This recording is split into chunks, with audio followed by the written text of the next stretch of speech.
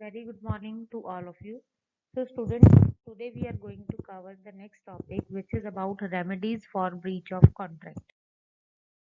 First of all, is the meaning of breach of contract. Breach of contract occurs if any party refuses or fails to perform his part of contract. जब contract हम करते हैं, जब performance का time आया, हो सकता है कि एक पार्टी ने अपना परफॉर्मेंस ऑफ कॉन्ट्रैक्ट कंप्लीट नहीं किया या इंटेंशनली नहीं किया, रिफ्यूज कर दिया कंप्लीट करने के लिए, तो उसको हम कहेंगे कि this is a breach of contract. Breach of contract may arise in two ways: anticipatory breach and actual breach. Anticipatory breach occurs when a party demonstrates his intention to break a contract.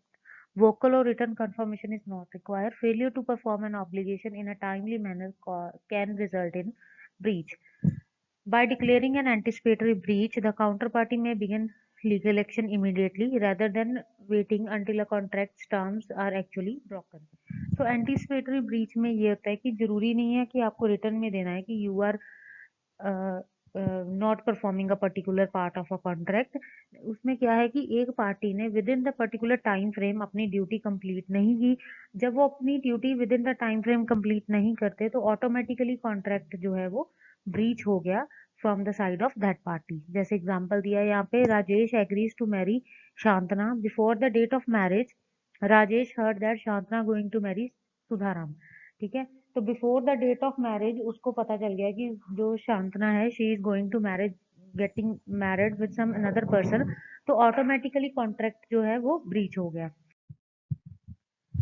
Next is actual breach. This may take place in any of the following two ways. Actual breach दो तरीके से हो सकता है: on due date of performance, during the course of performance.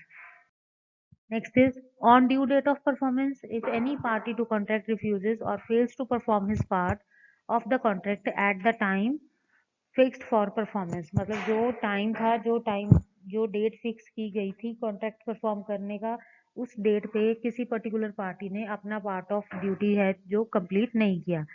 During the course of performance means if any party has performed a part of the contract and then refuses or fails to perform the remaining. जब एक part of the contract complete कर दिया है लेकिन दूसरा part of contract हम complete नहीं कर रहे हैं, तो उसे कहते हैं कि breach during the course of performance.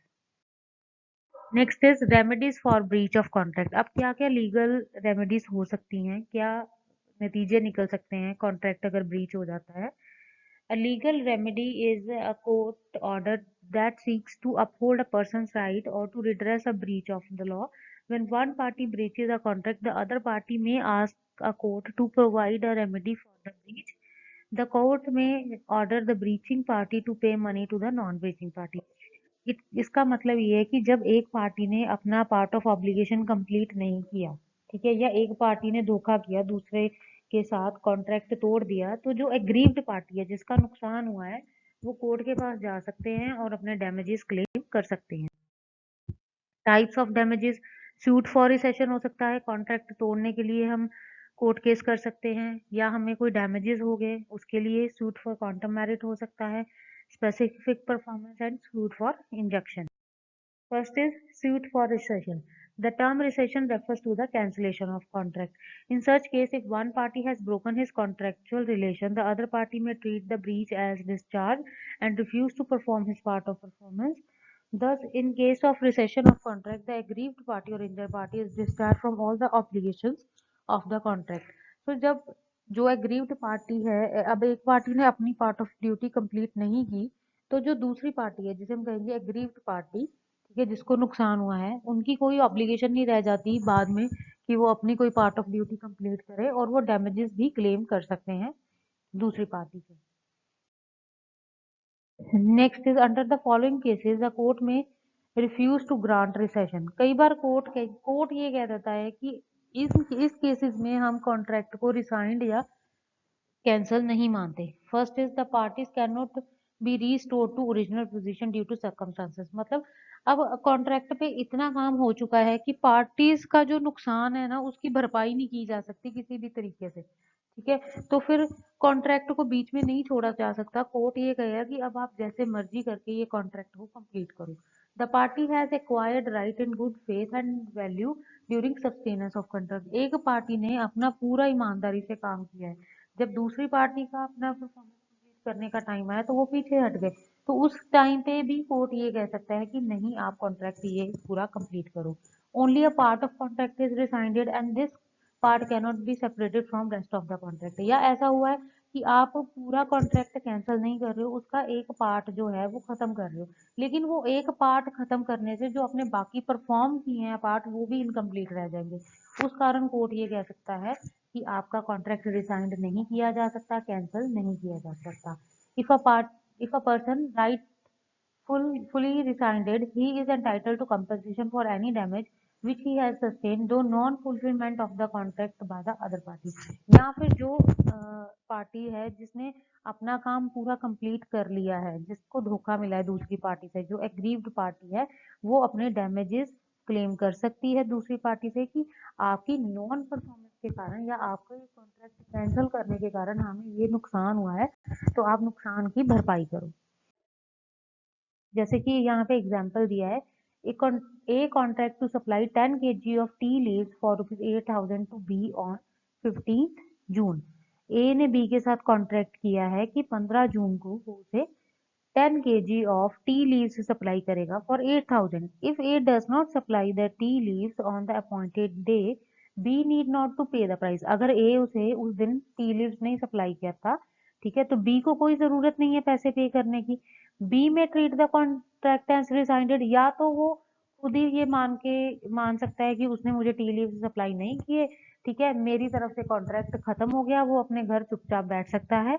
या फिर अगर बी ने उस चीज के लिए, उसको स्टोर करने के लिए या उसको कहीं पे रखने के लिए पहले से ही कोई और खर्चा कर लिया, या उसको आगे सेल करने के लिए फर्दर एक पार्टी के साथ कॉन्ट्रैक्ट कर लिया है, तो बी फाइल कोर्ट केस भी फाइल कर सकता है, जिसे हम कहेंगे अ suit for recession, and he can claim damages also. Next is suit for damages. Damages are a monetary compensation allowed to the injured party for the loss and injury suffered by him as a result of the breach of contract. The fundamental principle underlying damage is not punishment but to compensate the damages। अगर हम पे कर रहे हैं aggrieved party को, तो ये नहीं है कि हम दूसरी पार्टी को पेनलाइज कर रहे हैं, बट जो एग्रीव्ड पार्टी है जिसको नुकसान झेलना पड़ा है उसका नुकसान कंपनसेट कर रहे हैं सिर्फ।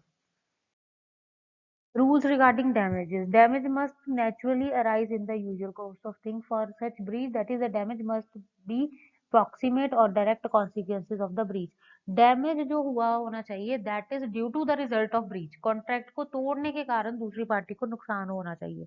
The aggrieved party may have suffered damages by breach. जो aggrieved party है ये कंपल्सरी है that they have suffered damages, तभी वो बाद में उनसे क्लेम कर सकते हैं।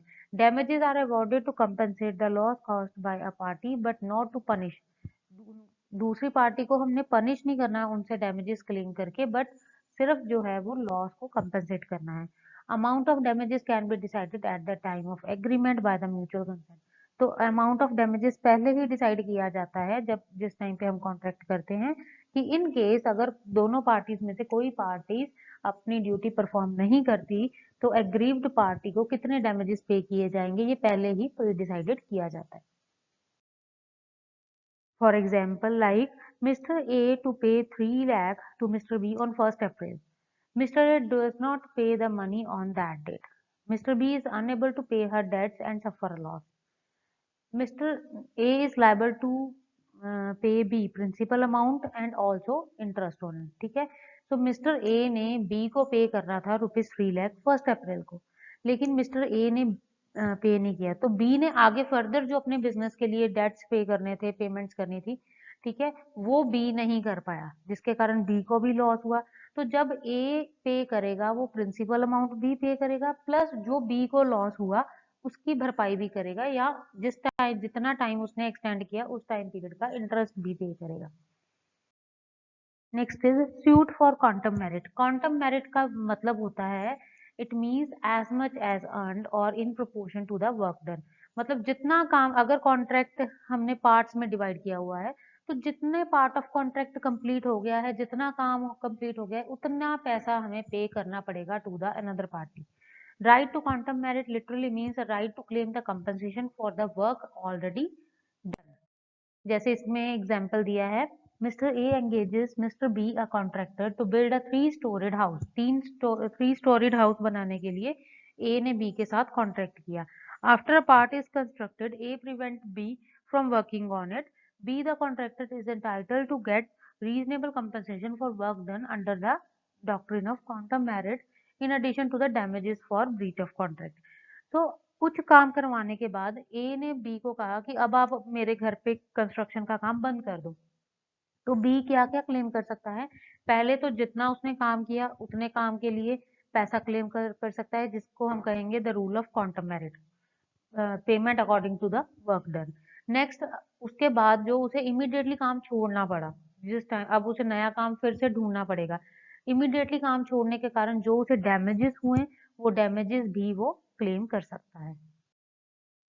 Next is suit for specific performance, means demanding the court's direction to the defaulting party to carry out the promise according to the terms of the contract. Suit for specific performance होता है कि जब हम court के पास जाते हैं अपनी ये कंप्लेंट लेके कि हमने कॉन्ट्रैक्ट में अपनी पार्ट ऑफ ड्यूटी कंप्लीट कर ली है, लेकिन अब आप दूसरी पार्टी जो है वो अपनी पार्ट ऑफ प्रॉमिस कंप्लीट नहीं कर रही, तो आप उनको ये कहें कि वो अपना प्रॉमिस कंप्लीट करें, कॉन्ट्रैक्ट बीच में खत्म ना करें। Cases wear suit of specific performance is not maintainable, कौन से केसेस में हम ये वाला जो सूट है वो नहीं कर सकते? Where actual damages arising from breach are not measurable, जहां पे ये मेयर ही नहीं किया जा सकता कि कॉन्ट्रैक्ट टूटने से कौन सी पार्टी को कितना नुकसान हो रहा है। When monetary compensation is not an adequate remedy, या नुकसान इतना बड़ा है कि हम पैसे अगर ले भी लेते हैं तो हमारे नुकसान की भरपाई नहीं होगी। For example, X agreed to sell an old painting to Y for 50,000. Subsequently, X refused to sell the painting. Here, Y may file a suit against X for specific performance of the contract. ठीक है, एक particular old painting Y ने खरीदनी थी, ठीक है, 50,000 की। बाद में X ने रिफ्यूज कर दिया कि मैंने आपको नहीं बेचनी, तो Y जो है वो कोर्ट केस कर सकता है X के ऊपर कि आप अपना कॉन्ट्रैक्ट की परफॉर्मेंस जो है वो कंप्लीट कीजिए। Next is suit for injunction. It means demanding court's stay order, an order of the court which prohibits a person to do a particular act. किसी को रोकने के लिए, किसी को कोई काम करने से रोकने के लिए हम कोर्ट से स्टे ऑर्डर ले सकते हैं, that is called suit for injunction. A party to contract does something which he presumed not to do, the court may issue an order prohibiting him from doing so. मतलब एक party to contract, वो contract में कुछ ऐसा काम कर रहे हैं जो कि पहले डिसाइडेड ही नहीं था, जो कॉन्ट्रैक्ट का पार्ट ही नहीं था, तो हम कोर्ट से ऑर्डर ले सकते हैं उन्हें रोकने के लिए, ताकि जो वो ऐसा काम ना करें which is out of the terms of the contract.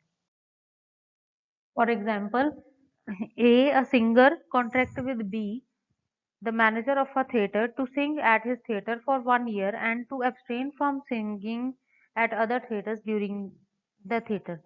She absent herself. B cannot compel A to sing at his theatre, but he may sue her for an injunction restraining her from singing at other theatre. मतलब A एक singer है जिसने एक theatre के manager के साथ contract किया था 1 साल में, जिसमें लिखा था कि वो उसके थिएटर में सिंगिंग करेगी उस टाइम पीरियड में, लेकिन उस टाइम पीरियड में वो किसी और थिएटर में सिंगिंग नहीं कर सकती। तो चाहे वो एब्सेंट हो जाए, उसके थिएटर में आके सिंगिंग ना करे, लेकिन बी उसको ये कंपेल कर सकता है कोर्ट के थ्रू कि वो किसी और भी थिएटर में उस टाइम पे सिंगिंग एक्टिविटीज के लिए नहीं जा सकती। So this was the whole topic regarding the breach of contract. Next time we will cover the new topic. Thank you.